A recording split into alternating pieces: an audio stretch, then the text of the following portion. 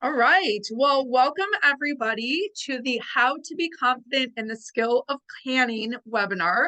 My name is Allison Price, and today I want to teach you three essential factors that you need to know to take the worry out of canning. So, as I've been canning and starting to teach others how to can, I found that one of the biggest concerns people have that holds them up from even attempting to do this is the fact that they are worried that they're going to kill somebody with what they're canning, right? So tell me in the chat box if that is you. Is that a fear of yours? And also tell me if you have canned or if you are a current canner right now and you're just wanting to understand more of the science behind this so that you can feel more confident. I like to know where everybody's at with things.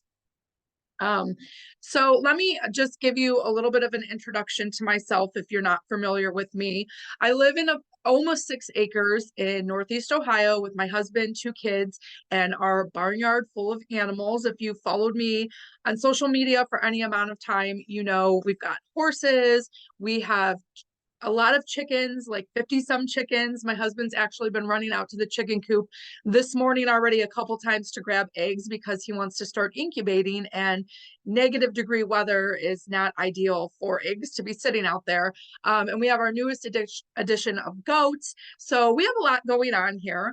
And when we moved here 16 years ago, we planted our first garden and it's taken off ever since. But my mom had come over with a pot and a little getting started with canning kit. And she showed me how to can hot peppers. So basically pickle hot peppers, but process them in a water bath canning method so that they were shelf stable. And from that point forward, canning just snowballed for me. I got more curious about the different things that I could do. My grandfather really enjoyed different jams. He was like a jam connoisseur. So I started messing around with how to make jams. And then naturally, because we had gardens, it just became a no-brainer for me that I wanted to learn how to preserve all of these fresh foods because if you garden, it becomes impossible to go through all of them before they go to waste. But don't let the fact, if you're not a gardener, don't let that stop you from wanting to be able to can. You don't have to grow your own food to can. That is not the case at all. But that is what propelled me to get more curious about it and learn more about how to do it. And so I'm also passionate about good food. I'm very conscious about the things that we choose to eat and purchase in the store. And I remember years ago, I was on the hunt for hot banana peppered rings to put in a recipe. And I remember looking at the ingredient label and there was yellow dye in there and some kind of nasty preservatives. I'm thinking, gosh, we just can't get away from it. But if I make enough of these at home to see us through the year, then I know that it's salt, vinegar, water, and peppers. That's it. And so I would much rather have that option than the option at the store with the food dyes and the nasty preservatives and all that. And so I also love community.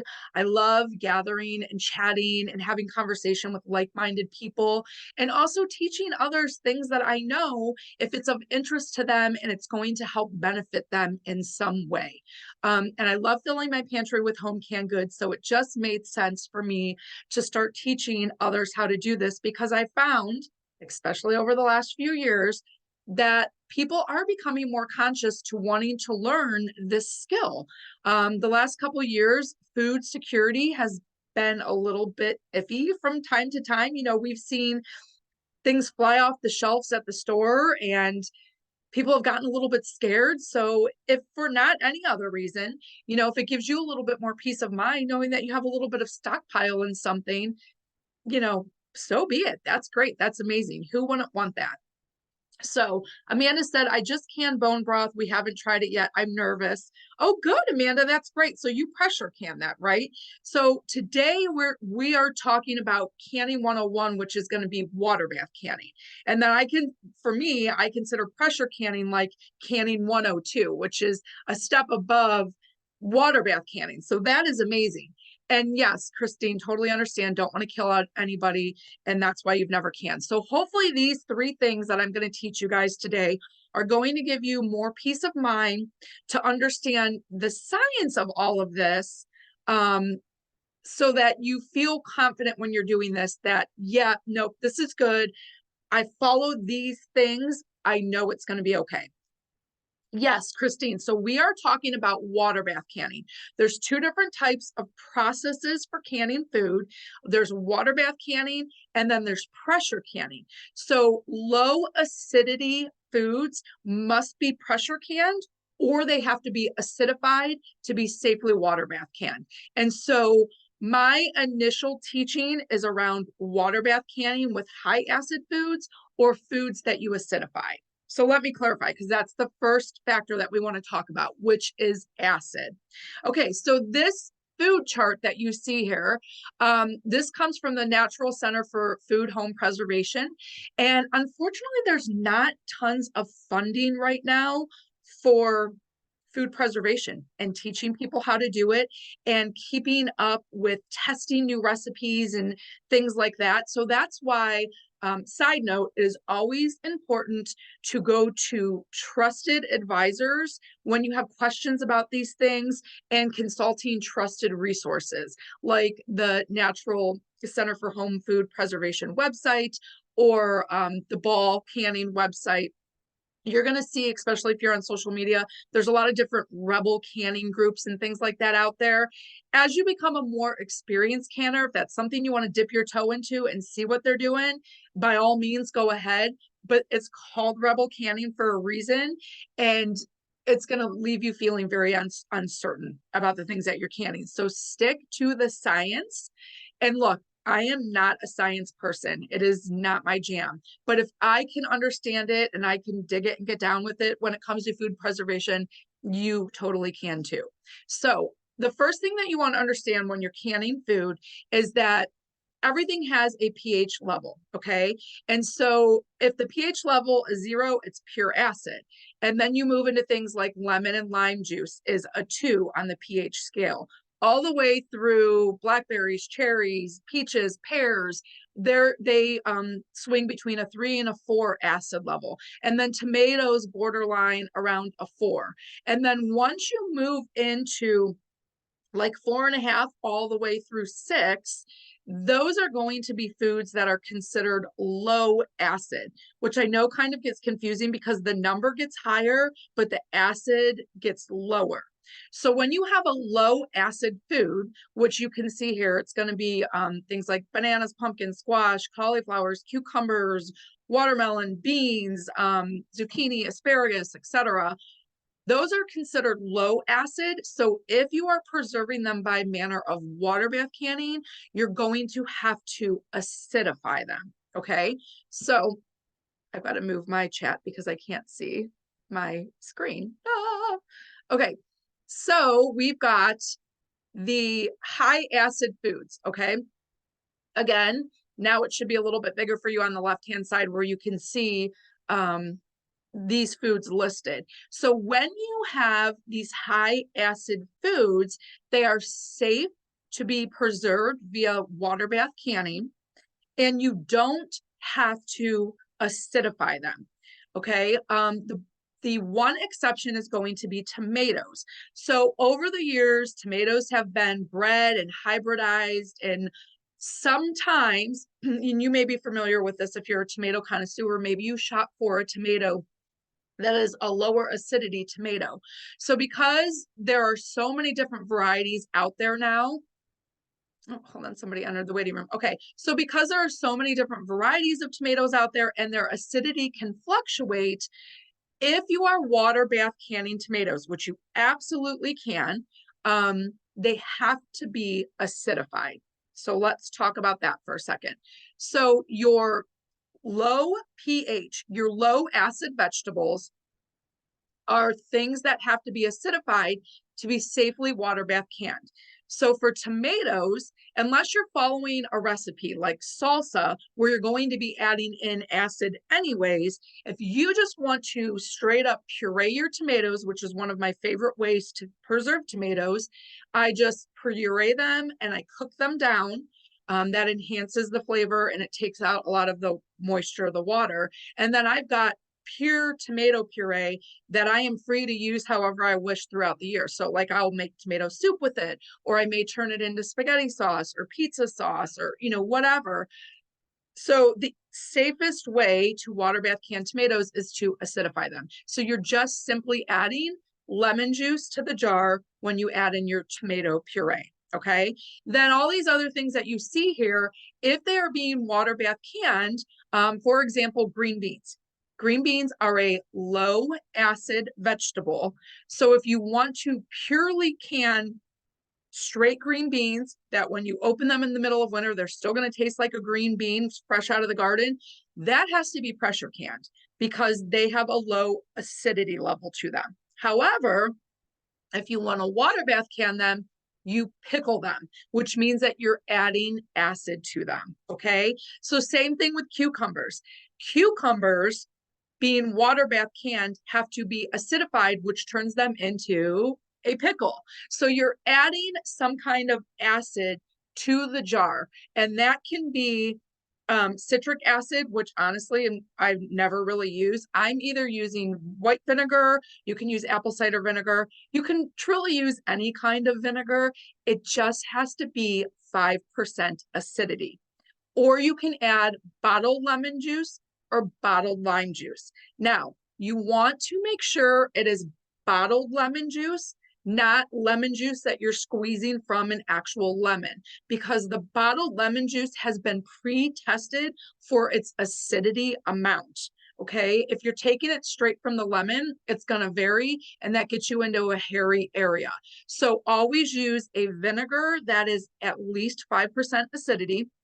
And most of the time, any white vinegar that you grab off the grocery store shelf will be 5% acidity. However, this past summer, for whatever reason, people started sharing on social media that they were grabbing their normal vinegars from the store and getting home and then seeing on the label, like in real small print, that it was 3.5% acidity or 4% acidity. Why they would do that, I have no idea. So just make it a safe habit for yourself that whenever you're picking up vinegar to use for canning, you are always picking up vinegar that is listed at 5% acidity. And if you're choosing to use lemon juice instead, or maybe lime juice, because that's what the recipe calls for, just always be using bottled and you will be getting the proper acidity amount. Okay. So, sorry, let me just move this because it's blocking my screen for what I need to see. So the first factor, acid, you always want to make sure that you are using acidic foods or that you are adding acid to the fruit or vegetable to make it safe for water bath canning. And what acid, the role that acid plays overall is that it is blunting the growth of any kind of microorganism that may be on that food when you are choosing to process it. Okay. There's a secondary step to this, which we're going to cover next. So we have acid. Now, the next thing is our processing times.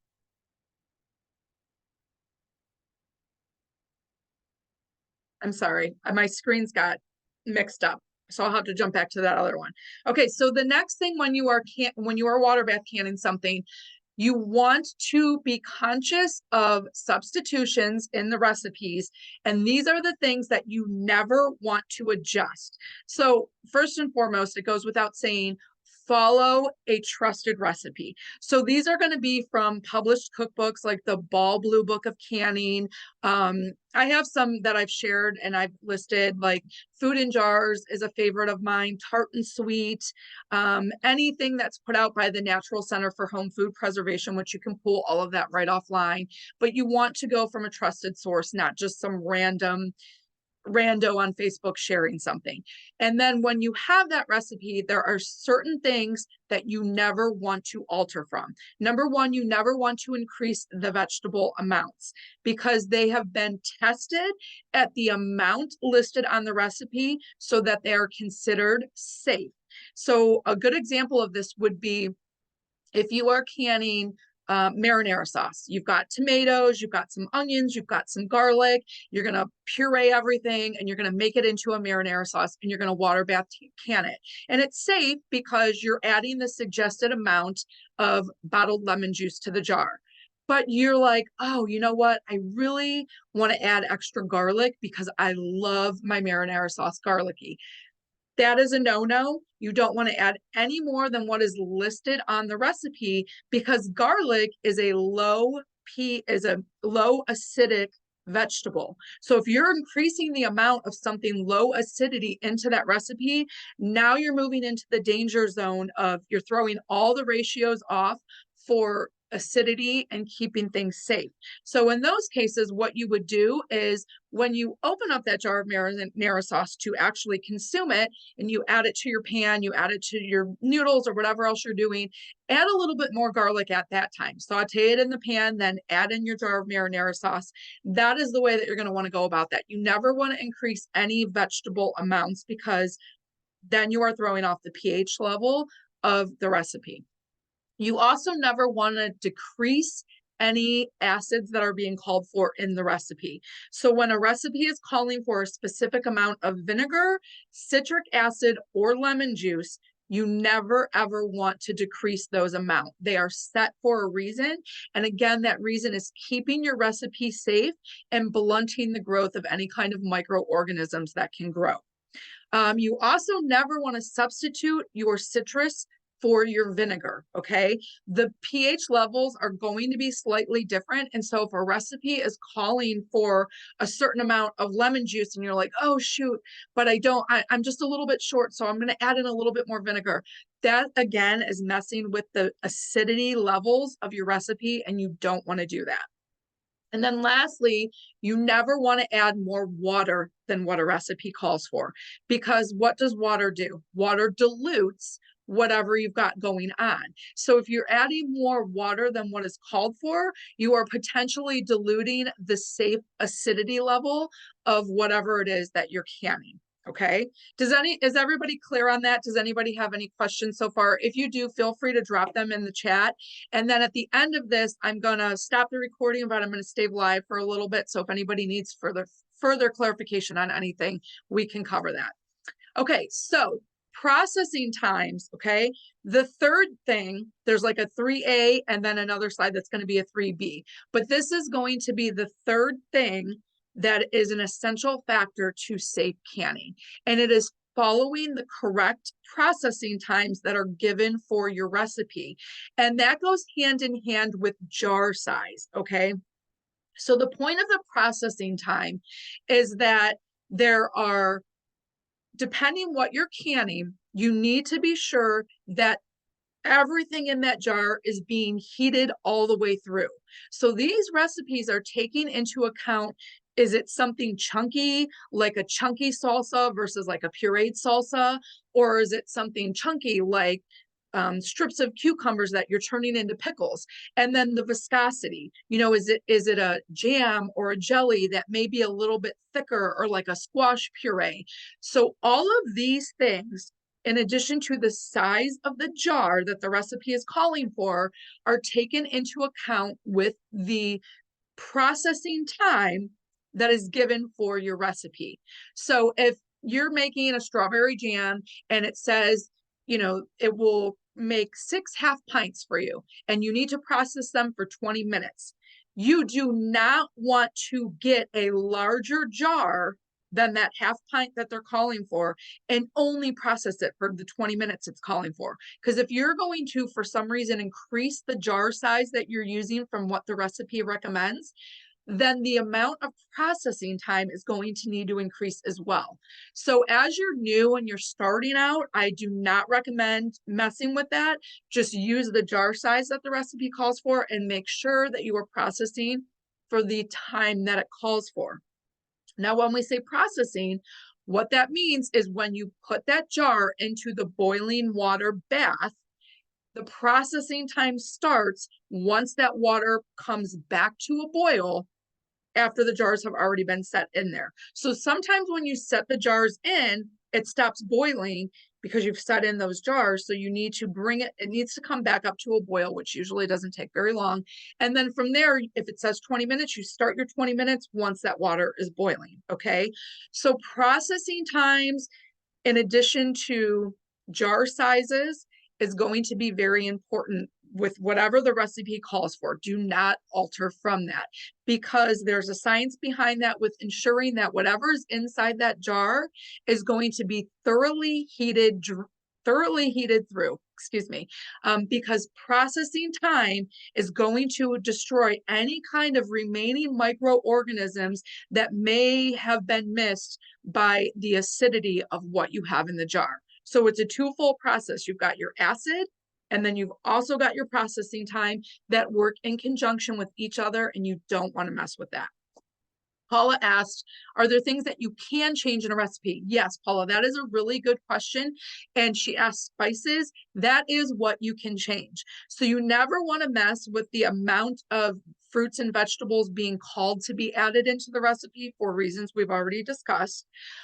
You don't want to mess with salt. You don't want to mess with acids, but you can mess around with spices. And this is what can allow a recipe to become uniquely yours. So for example, there's a tomato jam recipe that I love to make. I've adjusted the spices on the original recipe I found just slightly to better suit our taste. So herbs and spices, you can adjust to your heart's content, and that is never going to affect the safety of what you're canning. It's just going to alter the taste. That's a really great question, Paula. All right, so we covered that. I have my slides mixed up. Okay, so now the last part of essential factor number 3. So this is like 3B, is the my gosh, my screen keeps getting black, is the boiling and cooling of your jars. And this is very important as well, because the boiling and cooling are what create the vacuum so that there is no more air in your jar. Because if there's air left in your jar, along with room temperature, that is what creates the breeding ground for bacteria and scary things that people worry about, like botulism. So you want to make sure that you boil the jars for the correct amount of time allotted on your recipe. And then when you pull them out of the boiling water bath, you're going to set them on a counter. You want to set them somewhere where they're not going to be disturbed. You want to leave them for at least a couple hours. And those of you who have canned before are going to know that you'll hear that ping as the lids start to seal. And so what's happening there is during this whole water bath process where you're boiling, you're heating through, and it's creating a vacuum so that when you pull it out and you set it on the counter to cool, it's creating this vacuum that's sucking every last bit of air out of your jar, and it's pulling that lid down and sealing it on the jar. And when you hear that ping, if you're standing there when it happens, you'll hear it. Now your jar is sealed, and it has removed any remaining air from your jar, and that is what keeps your food now shelf stable. Now, obviously, once you break that seal and you start enjoying what's in that jar, if you don't finish it, it has to go in the fridge, because now air has entered back into that jar space, and eventually bacteria can breed. That's just like anything else you have in your fridge where maybe you've enjoyed some of it. It's not all gone. So you put the jar back together, you put the lid back on, you put it back in, and you might forget about it. And then you go back like sour cream and you look and you're like, oh shoot, it's all moldy, because the air has entered back into there and it's allowed for bacteria to start breeding. But while that seal is on there, while that lid is sealed, that is safe. Okay. And so that is the third 3B, the third essential factor that goes into the whole process of water bath canning to ensure that what is in your jar is safe. Okay. So you will know, okay, you are going to know if you're ever like, God, but I'm just not sure. I can tell you right now, if you go to enjoy something, and I'm enjoying things out of my canning cupboard that I didn't can this past summer, I canned the summer before. So the summer of 2022. If you store them correctly, they are still going to be just fine for you to enjoy. When you go to pull things out, if for any reason that seal is broken, if you're not really using your fingernail to pop that lid off of the jar, or maybe grabbing like a butter knife to pop it off, if that seal has already popped for any reason, toss it. That is your first sign that something has gone bad.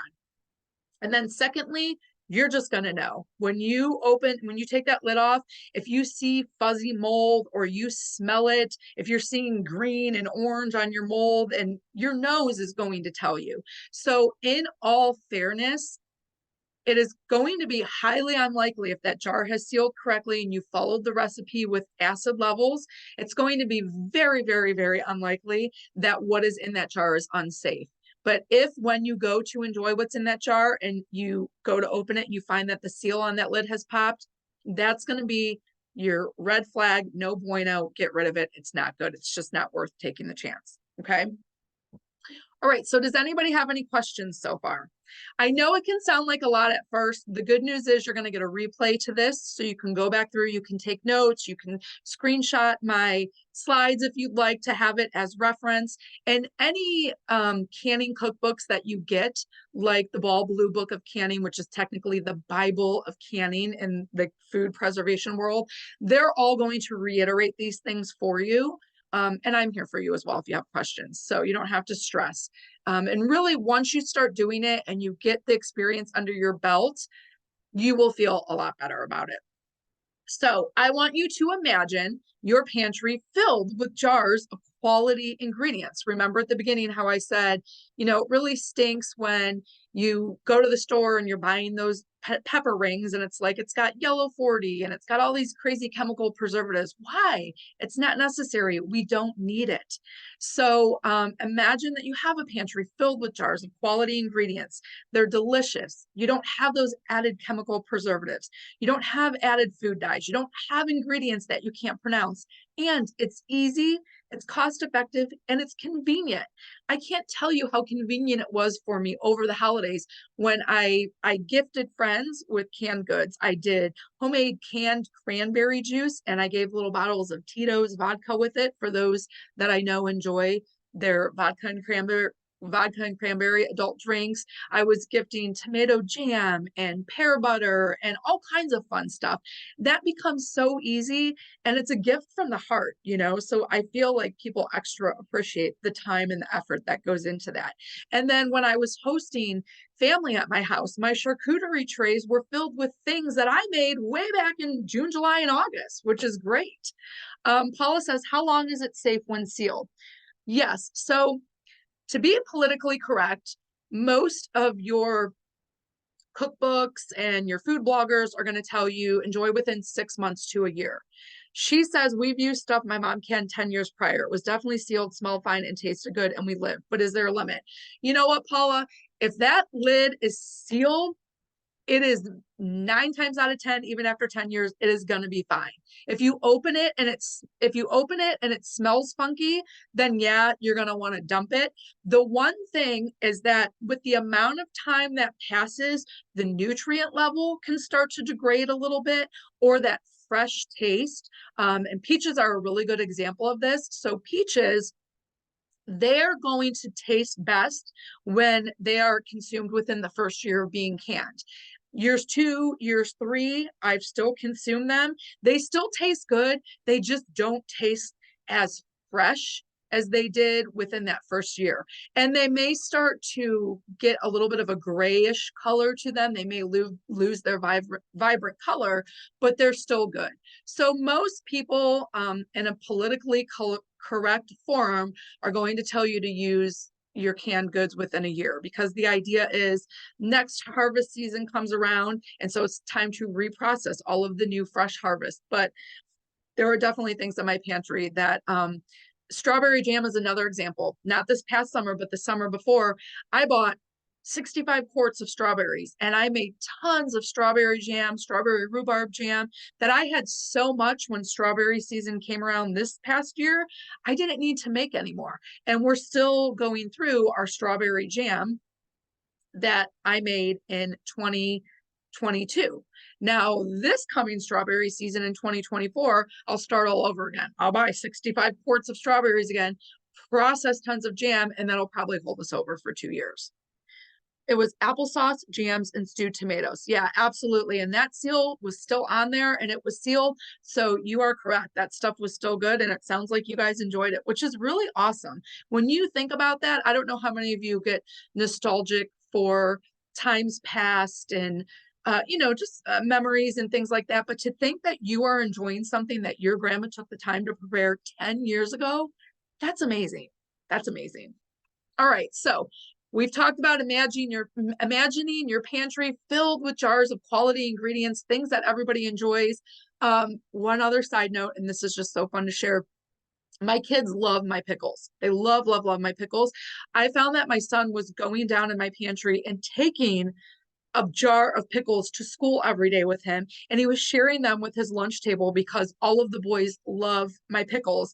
And so I help out at school with PTO, and I had one of the guidance counselors come up to me and say, "Oh my God, your pickles are the best. They're the most amazing pickles I've ever had." And I was like, "What?" And I found out that my son was taking my pickles to school and sharing them with everybody. So things like that, honestly, it makes it so worth it to do this. Paula asked, canning versus freezing. Obviously, freezing takes up space in the freezer. Freezing retain any nutrients better. You know what? Honestly, I don't care to freeze things. I use my freezer space for beef and pork. And I just find that a lot of things don't freeze the same. The two things that I will say that I have frozen, I do flash freeze strawberries and blueberries if I have some left over after I've done tons of canning of jams and whatnot. And we will use the frozen strawberries and the frozen blueberries in smoothies. But aside from that, that's really all we use them for. I mean, I've taken a bag of frozen strawberries out and I've let them thaw, and then you get a lot of juice. And I've turned that into like a cheesecake topping. But I just find that the taste and the consistency of something is not the same most of the time after it's been frozen. Bell peppers, I had a huge bumper crop of bell peppers this year, and they just are not the same after you freeze them, in my opinion. But I did not want them to go to waste. And when you can them, you have to pressure can them because they're low acidity, but then they're just like soggy and gross. So what I ended up doing was finding a recipe this year for Mexi bell peppers, which is basically a pickled bell pepper, which because you're pickling it with acid, it's safe for water bath canning. And then there was different seasonings that we added in to give them like a Mexican flair. And we have been enjoying them when I make quesadillas, fajitas, taco night. They are not completely still crunchy, but when you're adding them to those kind of dishes, I find that it doesn't really bother me. It doesn't matter, and they taste amazing. So that personal opinions on freezing versus canning. And obviously canning is shelf stable. Things are going to last a lot longer versus, after so much time in the freezer, they're going to become freezer burnt and all that kind of stuff. So, okay, great questions. So again, imagine your pantry filled with these quality ingredients. So to recap, when you are applying the principles that we discussed, you should be able to feel confident in knowing that what you can will be delicious, it can be enjoyed, and you do not have to have any concerns. So again, that's the acid that's going into your jar, it's the processing time, and it's the boiling and cooling process. How can you can sauces with dairy? Okay, Caitlin, that's another great question. So dairy is not recommended to be canned, especially not water bath canned. And then for pressure canning, usually a lot of times what happens is the part of the recipe that requires dairy gets added in after you've reopened the jar and you're consuming it. So like potato soup, if you wanted to make it a creamy potato soup, you would find a base recipe for the potato soup that would have to be pressure canned. And then when you open it up to warm it up for consumption, that's when you would add any kind of dairy, any kind of cornstarch, or anything like that. Yeah, I know. I've seen the mac and cheese recipes. That's kind of like how we mentioned earlier with like the Rebel canning. You're going to find people that do it and they're going to feel totally confident about it. But if you're following scientific guidelines for what is constituted as safe canning, you're not going to see that recommended. So those are the kind of things that I say, to each his own. And if you're comfortable doing it, go for it. But if we want to stay in the realm of being confident with the safety of what we're canning, I would just save any kind of dairy to be added at time of consumption for sure. Good question. All right. So recapping: acid, processing times, boiling and cooling. But I want to mention that if you feel like you still need to learn the actual skill of how to walk through the process of water bath canning, maybe you've learned and you need a refresher, you want to just renew that confidence in the skill and how you're doing it. Or maybe you've never done it and you need to actually learn the whole process of how to properly water bath can, then this is what I have for you. So it is my Learn How to Can online course. And I am super excited, you guys. This has been such a labor of love, but I have felt such a calling to create something like this and have it accessible and have myself accessible to answer questions, because I'm a virtual learner. Whether it's online or it's in person, I can read all day long. I mean, ask my husband, I have stacks of books laying everywhere. It makes him crazy. But I need to actually see the process in person. And if I can have somebody there to also be asking questions, because I read, I watch, I learn, but questions still pop up. That's where I'm like, oh, I need to virtually see this and to be able to also ask questions. That's how I learn. So if you're like me in that capacity, then this course is for you. It has been created for you. So it is a course that is designed to help you, to teach you how to water bath can like a pro with confidence and doing it safely. So this course is going to be a live course. It's going to take place next Saturday at 10:30 a.m. via Zoom. And if you want to legit follow along while I'm teaching, you have the whole week to gather the stuff that you will need to do so. And if you can't attend live, not a problem.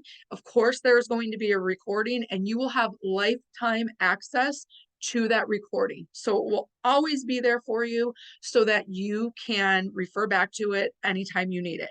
Now with this, as I mentioned, I always like to have the option to be reaching out and asking questions. So I've created a private Facebook community for this canning class where we can all chit chat, we can ask questions. If you have a question, somebody else likely has a question. As I'm always learning and reading and researching and I hear new things, I can be sharing them in the group while I'm in the kitchen and I'm doing canning. Heck, I might just even pop in from time to time and do a live and answer questions and bring you into my world and see what I'm doing. So community like that, I find, is such a valuable resource for myself. And I feel like other people probably feel the same too. Now, along with the Learn How to Can course, you're also going to receive an equipment shopping list that is linked to different places where you can order things online, if that's your gig, if you want to hop on Amazon or whatnot. Or you can just hit the link, see what it looks like. And if you prefer to go to a local store and purchase, that's great too. But everything that you will need will be on that equipment shopping list.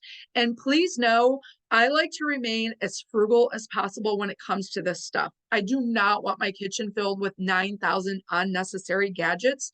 So I really choose just the very basic things that you need.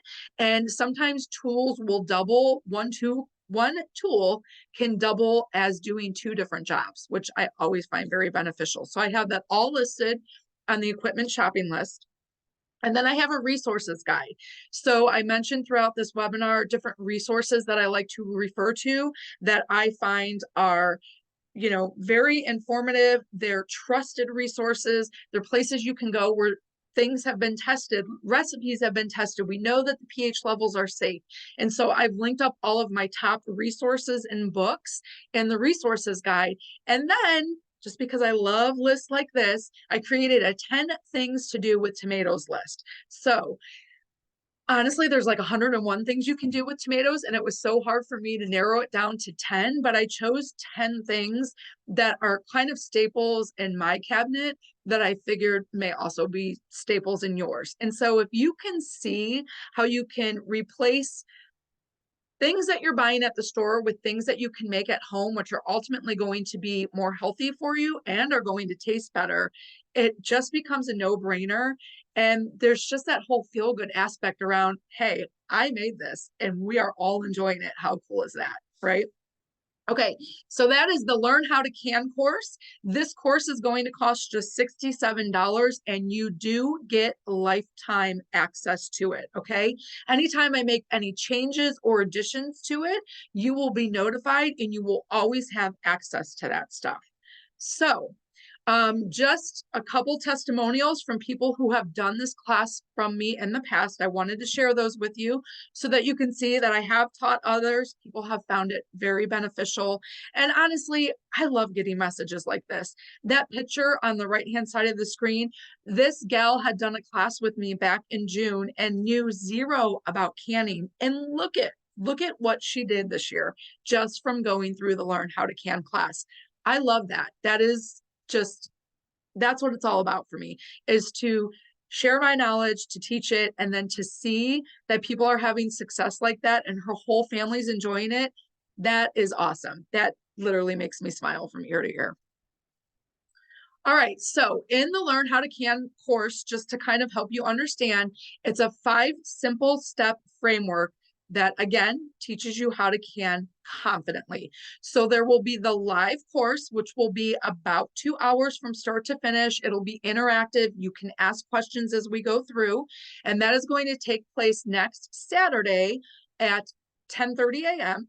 And we're going to go through the 5 simple step framework, which is at the very basics, understanding safety, quality control, equipment, how to prep, how to process, and then how to store. And processing is the whole water, how you're actually doing the water bath canning, but it's also so much more than that. It's the preparation that goes into that. It's understanding food selection. And so there are a lot of things that go into it, which can be very simply broken down so that you don't feel overwhelmed. Because I don't know about you, but if I'm overwhelmed, I don't learn. My brain just shuts down. So anything I create, I try to keep very simple and concise. So the bonuses, again, that you get with the Learn How to Can course, you're going to have access to that private Facebook community. You're going to get the equipment shopping list with links. You're going to get my top safe resources guide and the 10 things to do with tomatoes list. And if you're on live with me right now, we're going to hang out for a few minutes so that you can ask any questions that you might have. So if you are ready to learn how to can, and not that you need to know this for harvest season, most of you guys are probably in similar climates to myself, or right now nothing's growing outside. But if you do grow gardens, or you like to frequent farmers markets, or you're just finding good deals at the grocery store, there's no better time than now to learn how to can so that you can take advantage of in-season produce all throughout the year. Nothing may be growing right now, but you've got in-season oranges, citrus, grapefruit, cranberries. There are things in the market right now that you can be taking advantage of preserving. You don't have to grow it right in your own backyard to have a reason, a need, or a want to preserve those things. So this is the Learn How to Can course. To make it easy, I've just done this QR code so you can take your smartphone camera, point it right at that QR code in the middle of the screen. It should pull up a link for you, and it's going to take you right to the link to purchase the course. Once you do that, you should be immediately emailed and also given a link that you can go to where you will receive details on the live class that's going to happen next Saturday, as well as that the equipment list, the 10 things to do with tomatoes list, and the link to get into the Facebook community as well. So thank you all for joining today. Hang tight because we are going to stick around for some Q&A, but I do want to mention before I stop the recording that if you have any questions about this after you watch the recording, please don't hesitate to reach out. I'm happy to answer any questions that you have regarding anything covered on this webinar or any questions that you may have about the Learn How to Can course. So I am going to stop the recording. Where is the recording?